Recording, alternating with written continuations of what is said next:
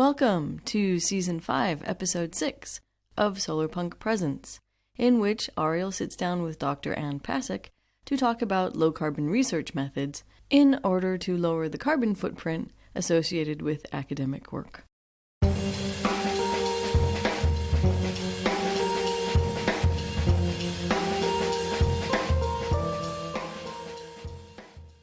As always, before the episode rolls, let me make my request for your support because we need it. Join our Patreon, subscribe to our YouTube channel, hit like on those videos. Thanks. Welcome, listeners, to our podcast episode today, where I am sitting down and talking with Dr. Anne Pasek. And Dr. Anne Pasek has been working for Trent University, and she works on all things to do with carbon and energy and all kinds of exciting stuff. But today I'm going to mostly be talking to her about the Low Carbon Research Methods group, because she is a co-founder of the Low Carbon Research Methods group. So yeah, could you tell us a little bit about the Low Carbon Research Methods group?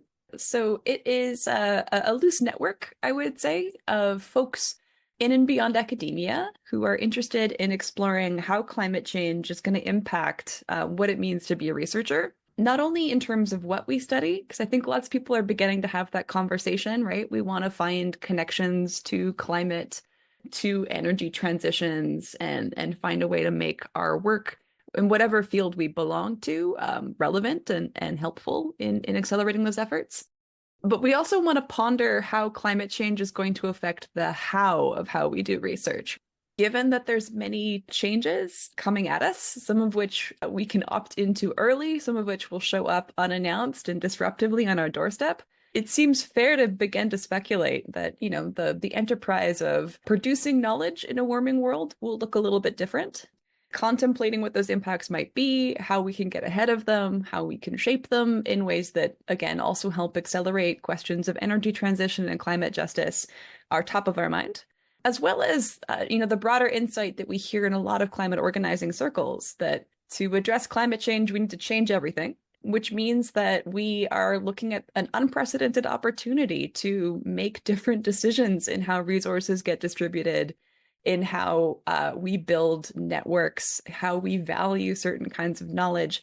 And therefore, there's really interesting and exciting equity gains that we think can be sort of won at the same time as these addressing larger decarbonization and climate resiliency goals. So this is what the Low Carbon Research Methods group really sort of focuses on then, is thinking through these issues. Yeah, and like I said, we're a loose network. So we're just a bunch of fellow travelers who have a listserv and sometimes get together for shared meetings, idea sessions, co-writing stuff. We're working on an edited book together. This isn't to say that, like, when I speak of we, it is a very kind of loose plural pronoun there. But broadly, we're sort of focalized around two key questions. One has to do with the role of aviation in the academic sector. So as I'm sure you experienced in the course of getting your PhD, and maybe many other folks out there listening will know, when you become, a graduate student, as you move through beyond to being a professor, like a lot of your life in academia involves getting on airplanes to go to conferences or to field sites or to archives. That means that being an academic sort of disproportionately pushes you into being a pretty high emitter. And air travel does seem to be this kind of really bright hotspot when we look at the emissions profiles of universities. It's something like half to 2/3 of the emissions produced by like a global north researcher just come from our airplane tickets. So like that's a problem. And I can talk your head off about the larger kind of technology gaps that make it hard for us to imagine aviation ever like decarbonizing itself. So when we think about what a climate safe university looks like, it's one where there's radically fewer airplanes. And so we got to figure out what we're doing around questions of mobility, and then also like how we do forms of research exchange and collaboration otherwise. So that's like one bright spot that we're focusing on. The other has to do with data. So my own home research looks a lot at digital media infrastructures which is to say data centers, which is to say these like massive warehouses full of computers that are holding materially the energetic and physical stuff that makes the internet possible, makes cloud computing possible, Right. makes all kinds of data storage and big data projects possible. And currently, I think it was just announced that the global cloud sector has overcome the aviation sector in its emissions profiles internationally. Both are hovering somewhere around like 2% of overall carbon emissions, and the cloud just eked out over aviation. Uh-huh. So that's a pretty unprecedentedly quick growth for a sector that really only has popped off in the last decade. Mm. So if we run our imagination forward another decade, that's a worrying trend.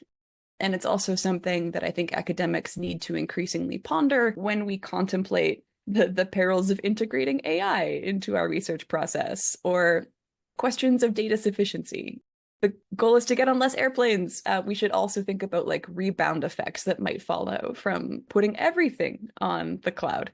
Yeah, I mean, because the alternative to gathering in person for conferences is usually, oh, we'll have a virtual conference. But the, I guess, virtual footprint of that conference is not really discussed. It's sort of taken for granted, I would guess, as sort of the lesser evil.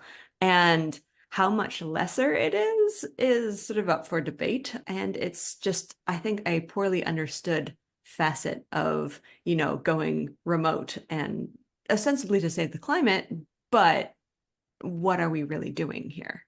Again, I can bend your ear with lots of really, really nerdy discussions about the literature that's being published on this topic, right? How carbon intensive is the cloud?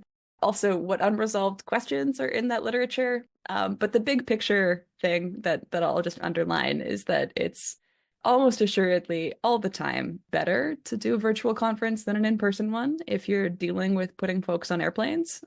It really is more like accretive long-term questions about this is where the librarians in the group shine particularly bright.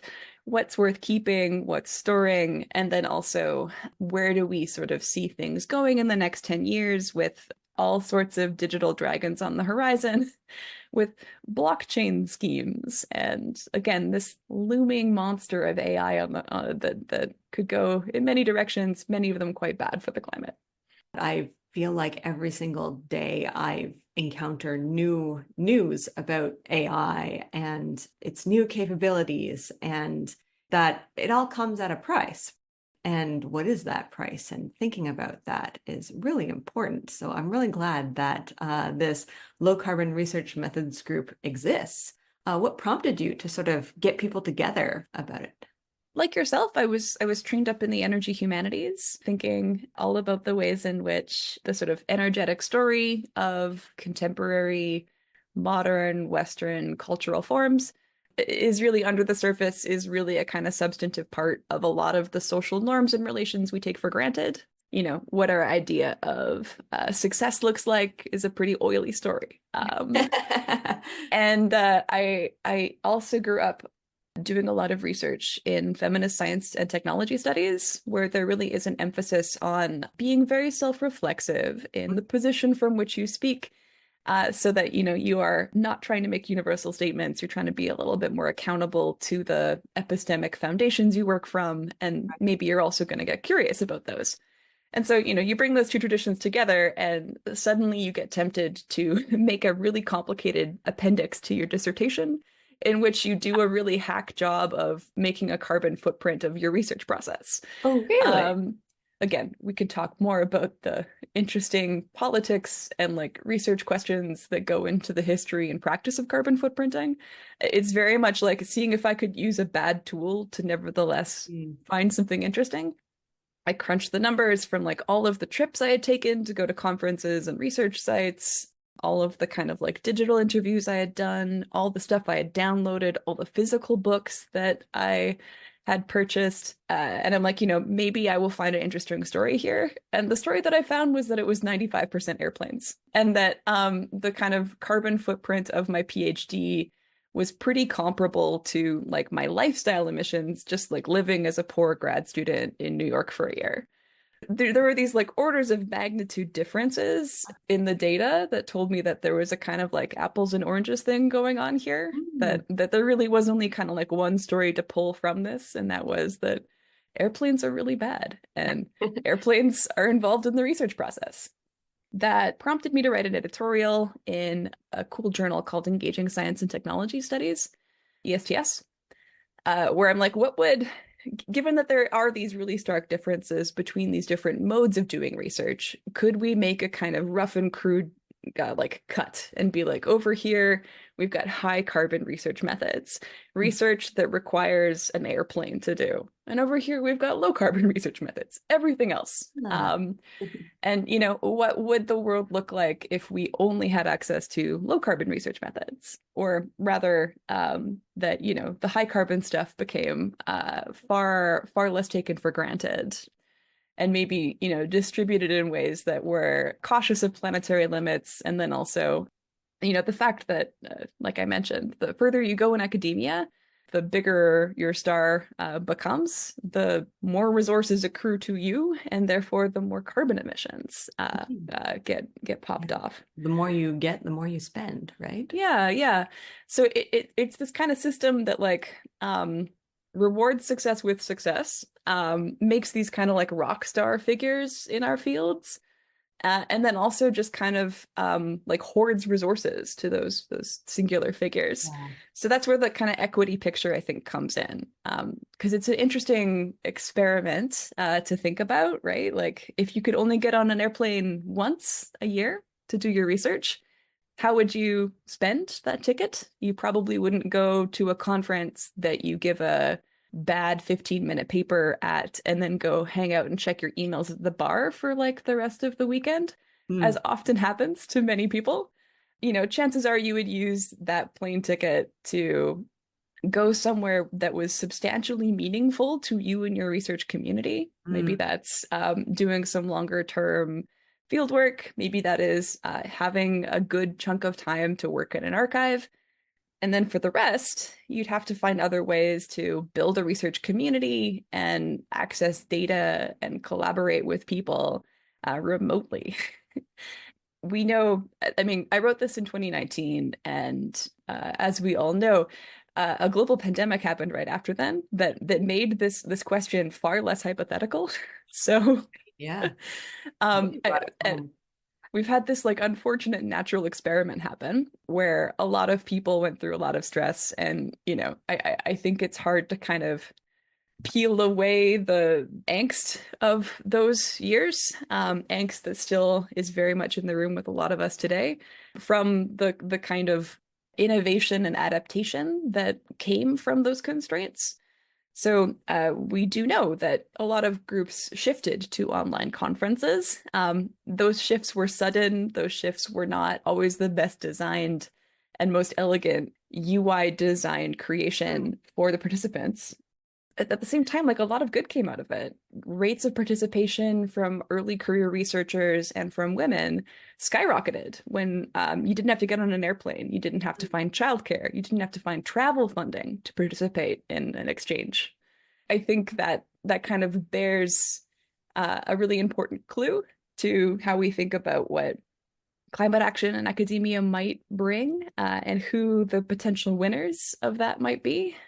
And, we can kind of extend that forward, think about how people have built like mutual aid networks to get access to research data in archives that they couldn't physically visit.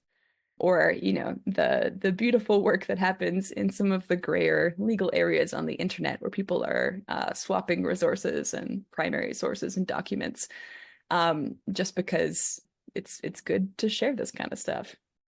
Or, folks who have, if you want to study a remote community, as is often politically important and socially trendy to do at the same time, maybe it's the case that you need to find a collaborator who actually lives and works in that area or is actually part of that community to help collect data.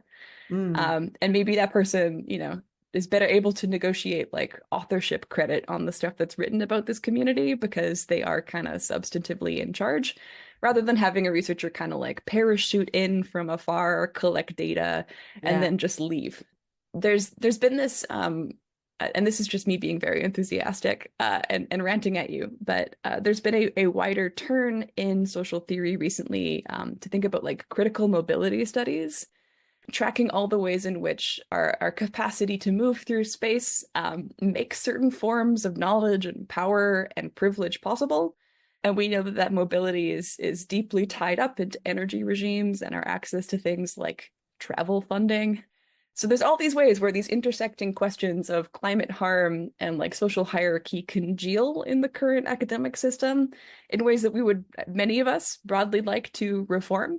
So I get really excited about the prospect of low carbon research methods because I think it helps maybe build a really interesting coalition and shift some of our epistemic standards for what like good research looks like and who the like heroic single author researcher of yore might transform and become in the future. For climate politics, we have the broad sense that if we're going to win stuff, we need a really big coalition.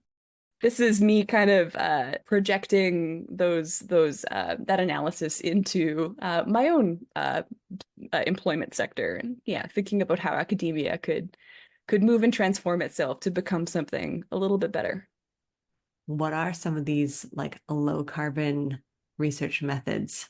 You've covered a little bit in terms of virtual conferences instead of flying to conferences. What else? What other kinds of things has the low carbon research methods group sort of come out with?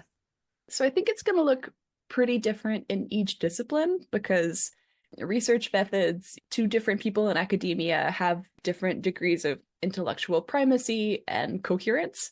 Let me know if I'm wrong here, but in English, my sense is that folks kind of take method to be synonymous with like the theory that you're reading, and it's really just like different styles of interpretation. And so maybe that question doesn't cash out in a really legible way if your activity is like hanging out and reading books. Yeah, although I mean, there's still travel to archives. There are books that you Yeah. need to physically visit the library for, all Mhm. that kind of stuff. So, and then I mean, meeting other researchers is also a really big deal, you know. So, Yeah. We all have a kind of common meeting spot in like methods for research exchange. So this has looked like finding better ways to do online conferencing that takes some of the, like social dimensions of these exchanges seriously. There's a really good paper written by Michelle Bastian on the idea of the virtual coffee break and like how we can design conviviality in our digital research exchanges in oh, ways that's that interesting. it comes from a kind of, like very serious like analysis that like when people come together as a research community, we're doing many different things. I am trying to like, transmit information out. I want people to engage with my paper and give me feedback.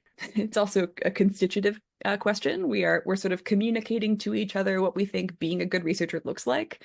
And there's all of these like interesting cues that junior researchers, like those grad students who are there for their first conference, are like desperately trying to become literate in. And Yeah, all the sort of unspoken things that are said, oh yeah, you oh know, yeah. with body language or the way that people sort of interact with each other. And I mean, speaking of interaction, with the digital coffee break, I mean, so often people will lament, and it's not just in academia, but for just conferences in Mm. general, that there's no chance to just bump into someone in the hallway that you maybe know from a long time ago and sort of have a good conversation, or to follow up with the presenter afterwards and like ask them questions. And there's no way to sort of like, go over to someone that you have only read their papers and maybe you really want to talk to them.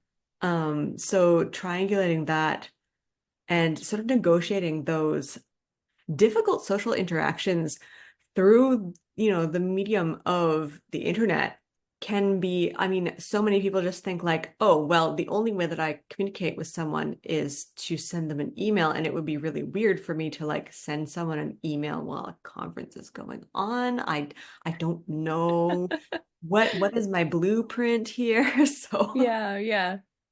It's interesting because often our like first impulse when we're dealing with like changing format is to say like we need to just repeat and check off all the boxes that we checked off in our in-person conferences.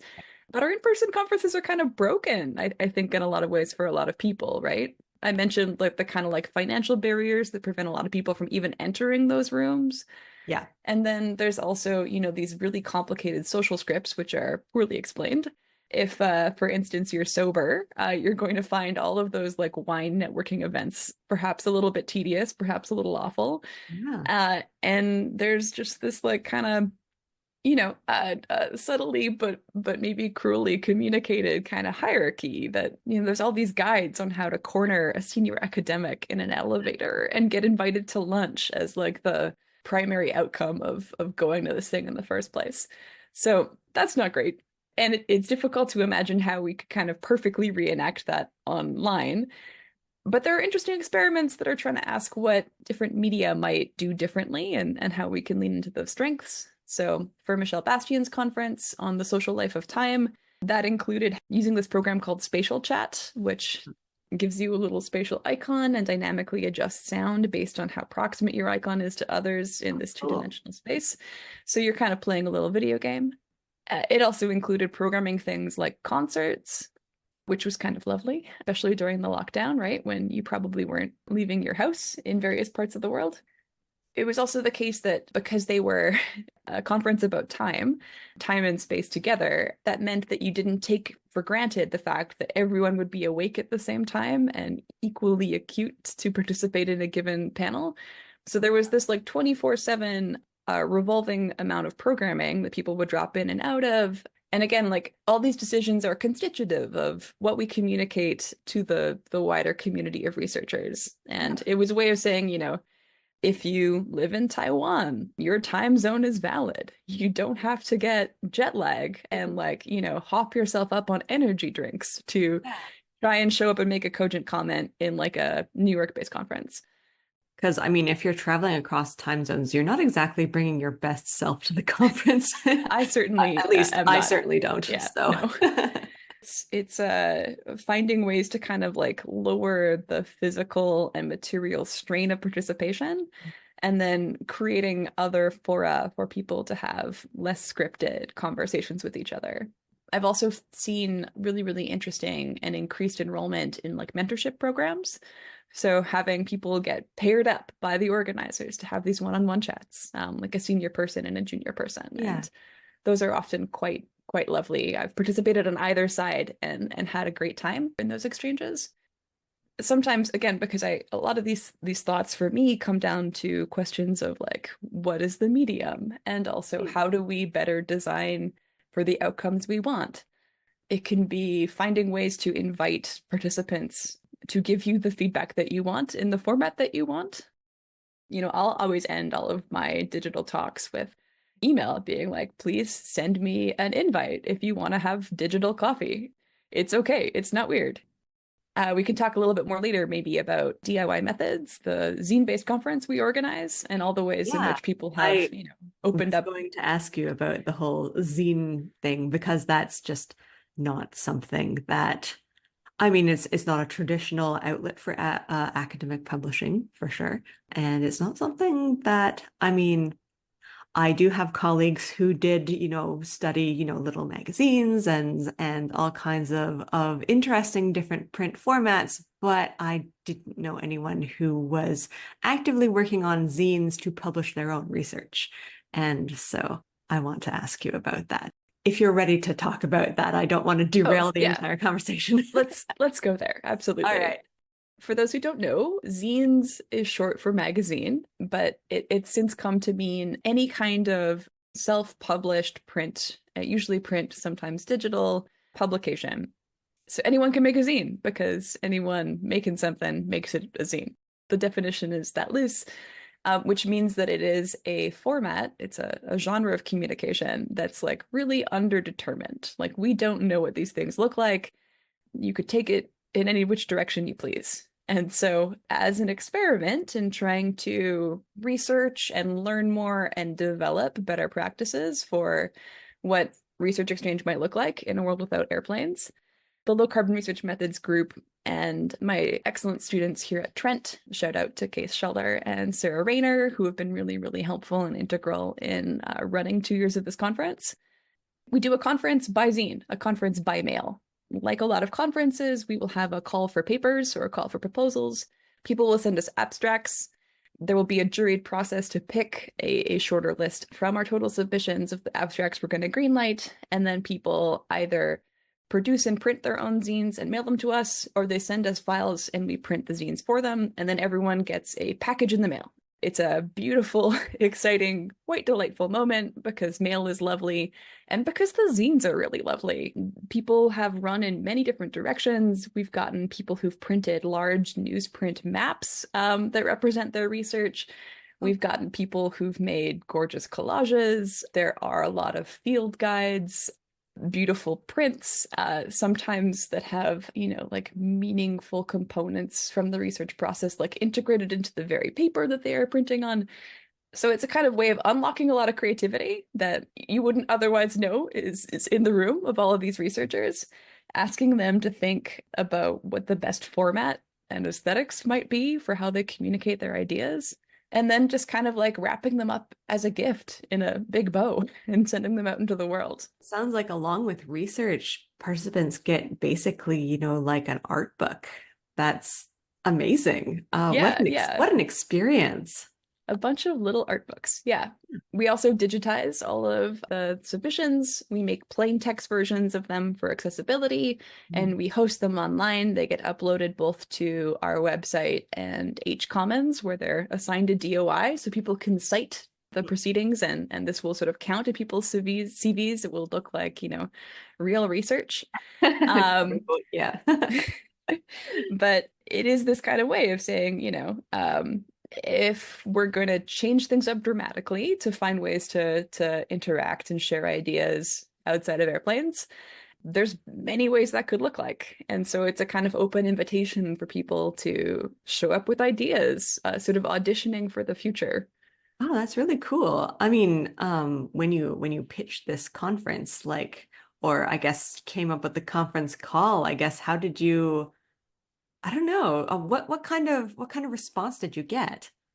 It's been very positive. So we always get many more people who would like to be a part than we can accept, because we pay for the cost of shipping and printing ourselves. We've got to, keep a certain number of seats open, because academia in its way, values exclusivity, right? Like being able to say it's a juried conference is then a benefit for the folks who are able to form a part of it. There's been a lot of interest in participating, and then also following up with our participants. We've found that it's a kind of affectively delightful experience, right? Like I think that question of emotions and feelings is worth taking seriously as part of how we think about the research endeavor, right? It's not often that we, get to feel like we are receiving a gift when we show up at a conference and we're like bleary-eyed and we're like slogging through our fifth panel of the day.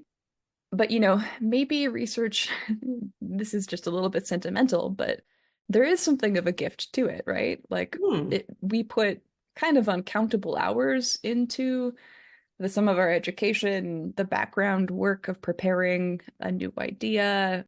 There's just so much of ourselves that gets folded up into the ideas that we put forward in our research papers that's totally disguised from the kind of, very sterile, very kind of like objectivity oriented aesthetics of academic publications. So this is a kind of opportunity maybe to like pull back that curtain and just kind of appreciate what everyone's putting out there.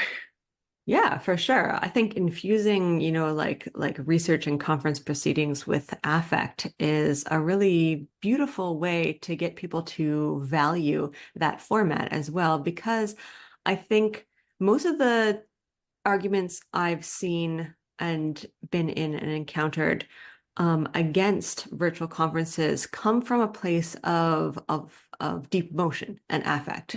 People are attached to the idea that they're going to see their friends, and that they're like, it's not so much presenting their research, but it's the opportunity to make those very human connections, whether it's to their friends, former colleagues, or to researchers that they really, really admire. They want to reach out and feel like somebody is also reaching back. And so being able to, I guess, simulate that or translate that affect into a non-carbon intensive format, I think is perhaps the key to being able to, or one of the keys. I don't think that there's really any silver bullet solution to any of this, but I think it is an important factor that needs to be considered when it comes to talking about, well, how are we going to decarbonize, like our ways of life and our research. And even, I mean, going to conferences because you're going to Comic-Con and you like want to see your friends and you really want to be able to, again, make that very human connection. So this is one way in which, I mean, I see this as one way in which that human connection is really, I guess, forefronted. Yeah, I mean, what's more human than art, right? Yeah, some of them are really arty, some of them are less so, right? Like there's no sort of singular way to make a zine or present research, but it does, I think, start really, really interesting forms of sort of showing your personality and showing up as more than just the single type of researcher that is the kind of or conference goer, wearing your pressed polyester suit and Yeah. giving a really dry paper. Yeah. I don't know. To bring in a little bit of feminist theory, it's sort of you're bringing your body to the conference. You're not just bringing your head. Conferences tend to value you just solely for like the output of your mind and your intellect, whereas this seems to be a very embodied experience of physically putting your research into a physical object and then sending that out. To give an example of that, a really, really good one from last year's proceedings. The conference is about experimental research methods, which is a pretty broad mandate. Just people who are finding ways, I think as our CFP writes, to like hack or repair or reinvent how you do research. So not exclusively oriented towards like the low carbon question, although that certainly fits inside the larger circle we're trying to draw. But we got a zine last year from one of my colleagues here at Trent, Jessica Marion Barr, who is writing about the difficulty of producing research as a single mom and like how so much of her life is just sort of given over to like domestic maintenance that it makes it really, really hard to write or think about anything but that. Yeah. And very, very cleverly, I think, she has a passage where she's talking about folding laundry and like mismatched socks from her kid. And she actually, it amongst other collage details in the zines, like staples a physical sock over that text. So you have to like join her in like picking up socks to participate in reading her research. Wow. So again, like there are all of these ways in which you can, through art, through like, I don't know, the direct action of like physical objects that you are interacting with as a reader in a really tangible way, kind of make people perform the points that you're analytically making rather than just kind of think about them and receive them abstractly. Yes. So yeah, And like then ask questions that aren't really questions afterwards. yes. So it's stuff like that that gets me really excited because it kind of opens up many more tools with which we can think thoughts and share them. And, we know from arts-based researchers that having that kind of broader toolkit is quite often of help and of value to researchers from like epistemic traditions and backgrounds and cultures that haven't been highly valued or often contemplated in Eurocentric, Western, male, cis, straight, et cetera, et cetera, et cetera, forms of professionalism. So, again, it makes me happy always to see these moments where there are even accidental, even like after the fact kind of openings for larger coalitions, for equity gains in the course of climate action, even if the people who are participating in them don't see themselves first and foremost as like climate activists or doing something because they are anxious about climate like me. Yeah. I mean, I resonate very strongly with that. I mean, like this podcast resonates very strongly with that. We interview a lot of people who do not self-identify as solar punks, and yet what they do falls within, like you said, that tool set of the tools that solar punks use very often to and like to think with.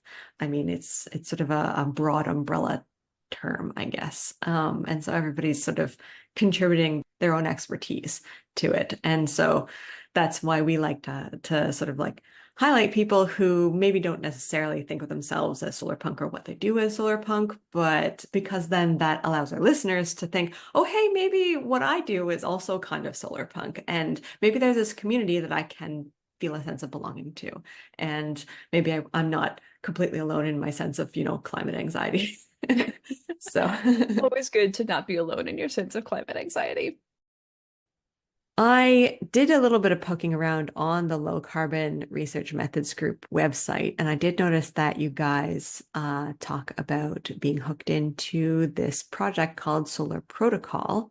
And I wanted to ask you a little bit about that. You mentioned that, I mean, it's run from a server on a solar panel in your backyard, which is extremely cool. And how does Solar Protocol, well, what is it and how does it sort of fit into that?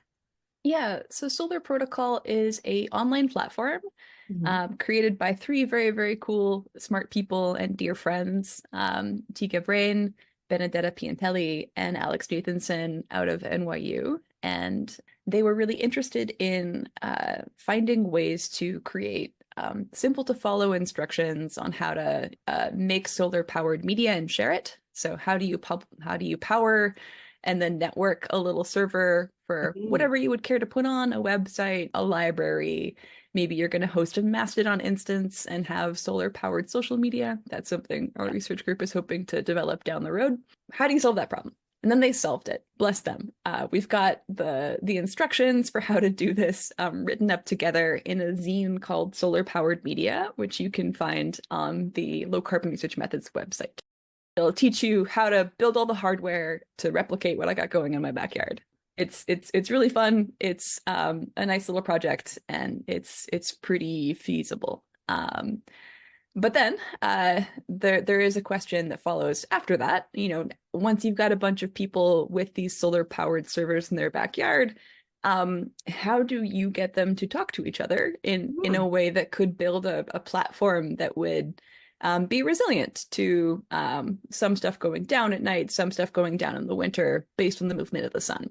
Right. So Solar Protocol is the answer to that question. It's a website that you can go to, solarprotocol.net, and it will, through some very, very clever internet protocol hacking, it will serve you content from the server in the world that has the most energy. So normally, we talked a bit earlier about how the design of websites and digital stuff is a bit of a climate problem. And that's because, if you're loading a video from Netflix, it's not the case that Netflix just has one server in the world where, I don't know, Bridgerton season 3 is living.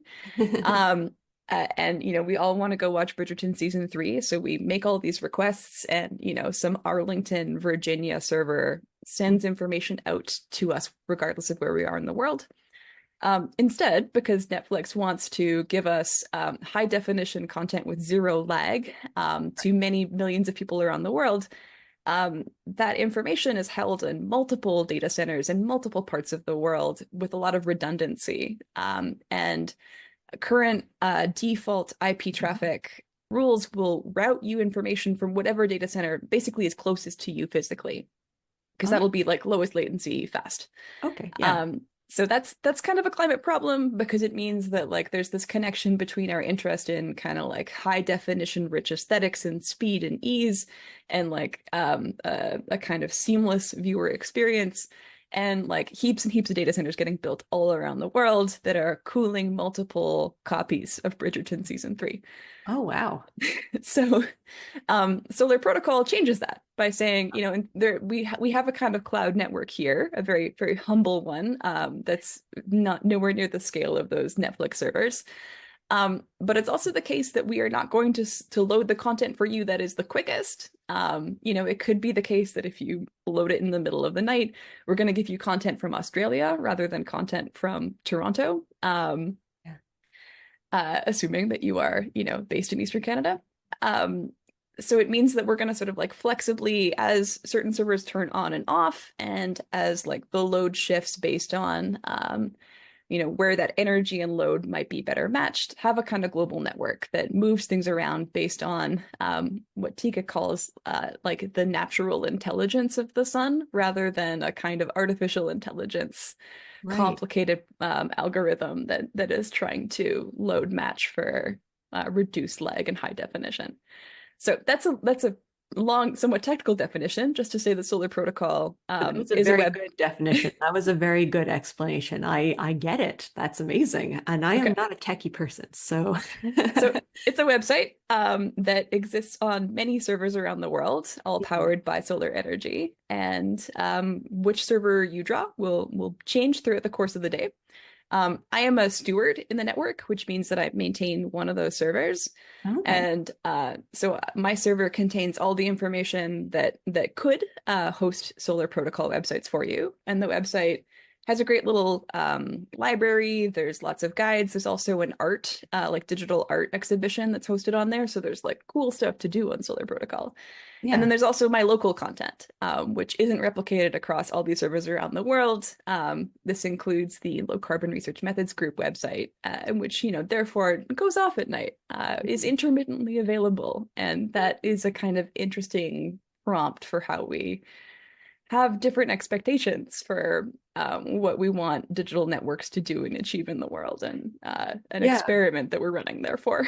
Yeah, I was trying to access it last night actually, and I was like, okay, I can't load this. I guess this is telling me that I need to stop working now. Gone for a nap, and so should we. Yes, exactly.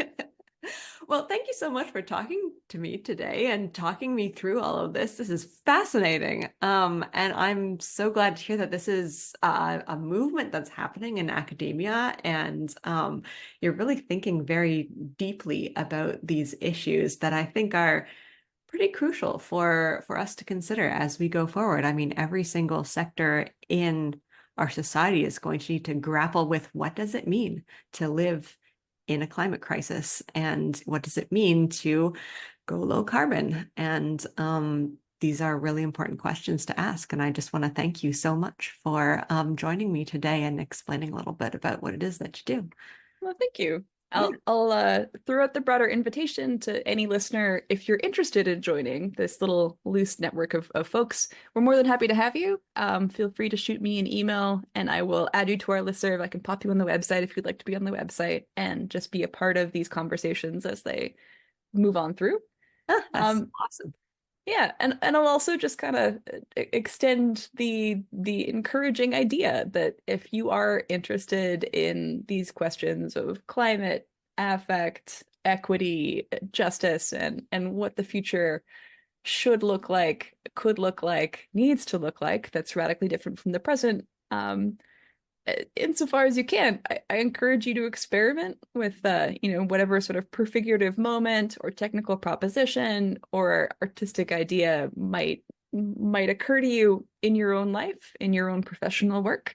You will learn a lot about energy systems, and you will learn a lot about technology and art. And I'm just, I guess, summarizing here by saying that I love all these projects, but I also really love what these projects brought to me in terms of the analytic dividends of trying weird things and forcing yourself to build new skills.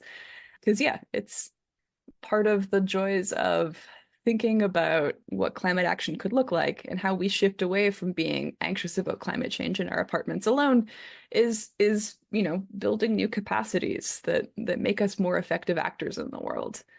And that's both joyful and necessary. So I recommend it as a strategy for anyone who's looking for some next step to take. Awesome. Thank you so much. And that's it for today.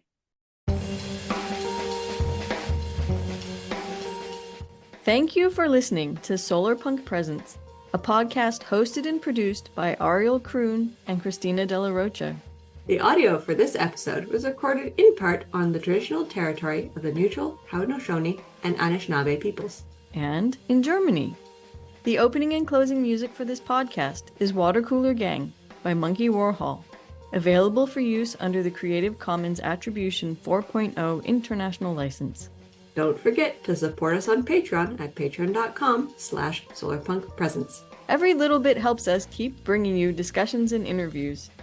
Until the next episode, keep dreaming. And stay solarpunk.